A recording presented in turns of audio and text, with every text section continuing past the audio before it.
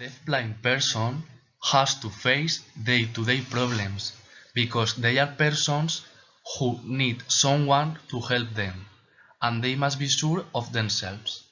We can know that a person is deafblind because the cord he uses is white with red stripes. People who are deafblind first and then lose their hearing. Use the dactylogical language, which consists of learning the alphabet to spell each word in the palm of their hand, because they don't know how to use sign language.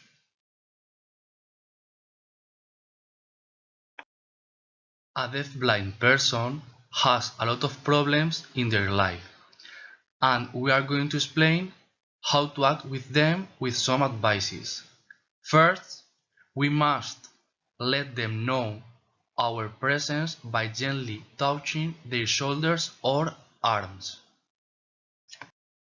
Second, we should say them who we are. We must remember that there are persons who preserve visual or auditory rest. So in this case, we should speak by vocalizing and not to separate us from his field of vision. We must be patient with these people because they need more time to express themselves. When we are walking with a deaf-blind person, we will take him by the arm. We will warn them of possible dangers. We will leave them in a safe place, and we will say goodbye so he knows that we are no longer there. A deaf-blind child should go to a specific school because it will be better for him.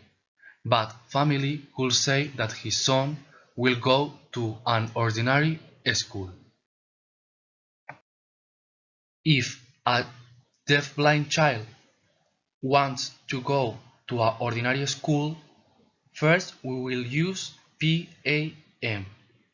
In this case, we will must see the architectural accessibility, which includes anti-slip floor, stair signage.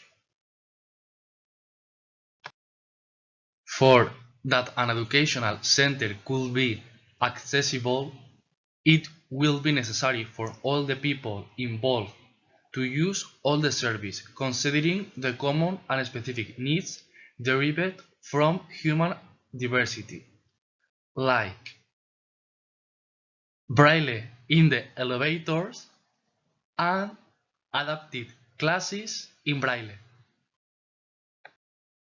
If the child's family wants that his son goes to an ordinary school, first an educational psychologist will make a diagnostic assessment based in previous medical reports.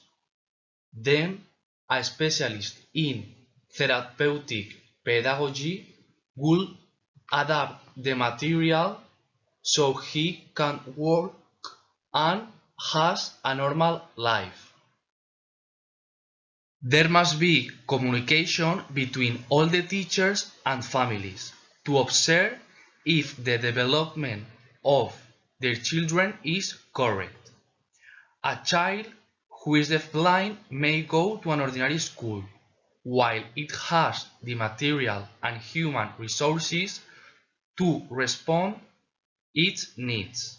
In this case, we will need a specialist in hearing and language who knows how to take the case, and on the other hand, we will need a ONCE interpreter to teach him how communicate.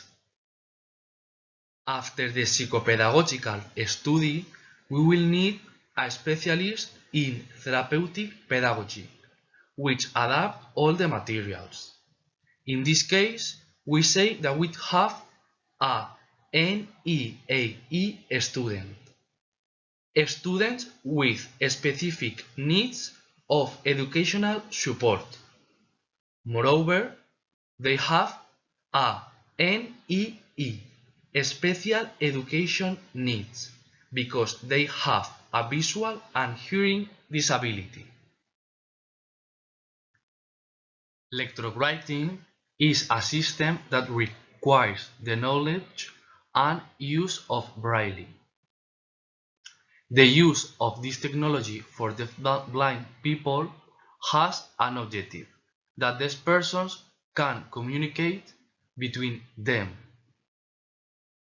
Through a high level of specialization, they will be able to communicate remotely, and they will be able to do their homeworks, access information, and share their social experiences with other deaf-blind persons.